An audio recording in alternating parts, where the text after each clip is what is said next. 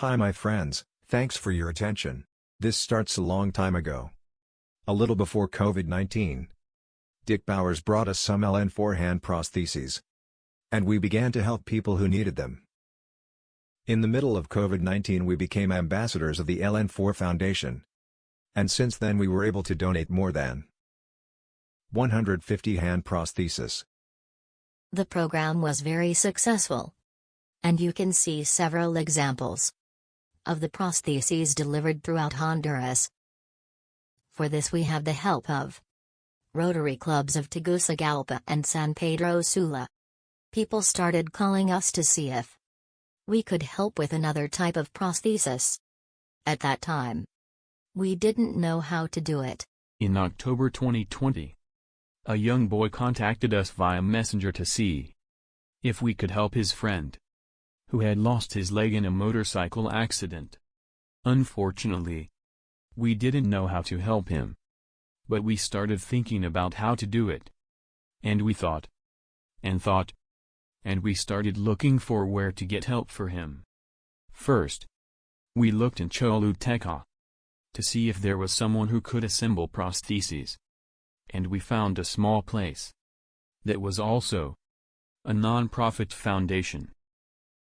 We already had the first step. Then we looked to see if there was any organization that could obtain discarded material in the USA and could send it to us. We started conversations and yes, a foundation in New York, made up of young people with an incredible desire to help, sent us a first shipment with some used prosthetic gear, and everything got going. Being able to help Hector, a 22-year-old boy who had lost his leg at the age of 18, with two small children, ages 1 and 3. Hector had contagious energy and quickly adapted. And in his own words, the prosthesis changed his life. He was able to go out with his children, go back to work, have as normal a life as possible. We were able to deliver the prosthesis to him in January 2022, a year and a half later. But we did it. And he was the first patient we made walk again. Once we were able to deliver the first prosthesis, we began to receive more requests from people who had a disability. The list grew and grew, and only in the south of Honduras. We planned to make the project bigger, and also that the people who could not pay for the parts that we did not get from Penta would get them for free. Unfortunately, in Honduras, there are people who live on less than $2 a day and cannot afford anything. Remember, the prostheses are custom-made. We really wanted to work, to achieve more, but we also had a funding problem, and it was at that moment that we called Dick Bowers, and he presented the project to his club, and as always the Brentwood Rotary Club supported us with a fund to pay for the transportation of the boxes that Penta sent us, pay what was necessary when there were not enough parts and pay for custom-made parts. And we got to work again. The first thing we have to do is select from the list that Penta has at that moment, the pieces that we think are needed, from those suggested to us by the person who assembles the prostheses in Choluteca, at the Vida Nueva Foundation. Once selected, Penta prepares the boxes and sends the material to Honduras.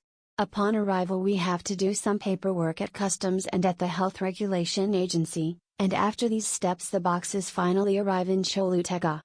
What may seem very easy, can take 2 to 3 months of work and procedures. Once we receive the material, as long as the patient has the stump in good condition, we proceed to take measurements, otherwise we continue with the recovery process. With the measurements, the assembly of the prosthesis begins, and once it is finished, the patient is tested and the rehabilitation process begins, which can last at least 2 weeks. The entire process is thanks to the work of the Vida Nueva Foundation, which has an expert in prosthetics. During rehabilitation, the patient is taught to walk again and taught to go up and down hills, stairs, as much as possible to return to having a normal life. Since we received the funds we have been able to provide 7 prostheses, and in the coming weeks we will be delivering between 7 or 8 more.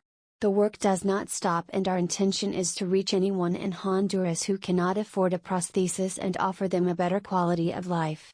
With your help we can grow and be successful, being able to help anyone who does not have the resources to pay for a prosthesis. Thank you Brentwood Rotary Club for all the help you have offered us over the years. Service above self.